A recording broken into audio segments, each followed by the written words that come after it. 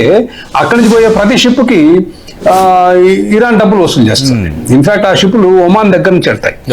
దాన్ని సెక్యూర్ చేయాలి అంటే బూట్స్ ఆన్ ద గ్రౌండ్, అంటే అమెరికా సైనికులు దిగాలి ఎటు ఇరాన్ వైపు నుంచి. ఇరాన్ దాడులు ఎక్కడి నుంచి వస్తాయి మీకు? ఆ షిప్ల మీద ఇరాన్ వైపు నుంచి వస్తాయి.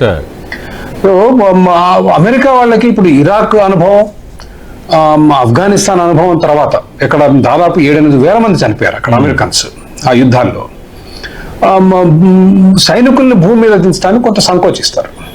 సో ట్రంప్కి ఇప్పుడు ఉన్నదల్లా ఏంటంటే హార్మూజ్ స్ట్రైట్ ఓపెన్ చేయాలని. అది ఎంతో, ఎందుకంటే 20% ఆయిల్ అక్కడి నుంచి ప్రవహిస్తుంది ప్రపంచానికి, ప్రత్యేకంగా భారతదేశం.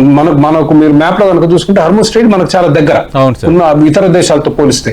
హార్మూజ్ స్ట్రైట్ నుంచి బయటకు వస్తే డైరెక్ట్ మన ఇండియాకే వచ్చేస్తుంది. మీరు గీత తీసుకుంటే స్ట్రైట్ లైన్ మనకు దగ్గర కాబట్టి మనం అక్కడి నుంచి ఎక్కువ గల్ఫ్ దేశాల నుంచి మనకు ఎక్కువ వచ్చింది. సో దాన్ని ఎట్లా చేస్తారనేది will have to wait and see. కాకపోతే ట్రంప్ కూడా ఏమవుతుందంటే అది అతని ముఖం చెల్లదు ఇప్పుడు. ఇప్పుడు ఉన్న సిచ్యువేషన్ ఏంటంటే ఇన్నిసార్లు అన్న తర్వాత కూడా ఏమి చేయకపోతే నవ్వురు పాలవుతాడు.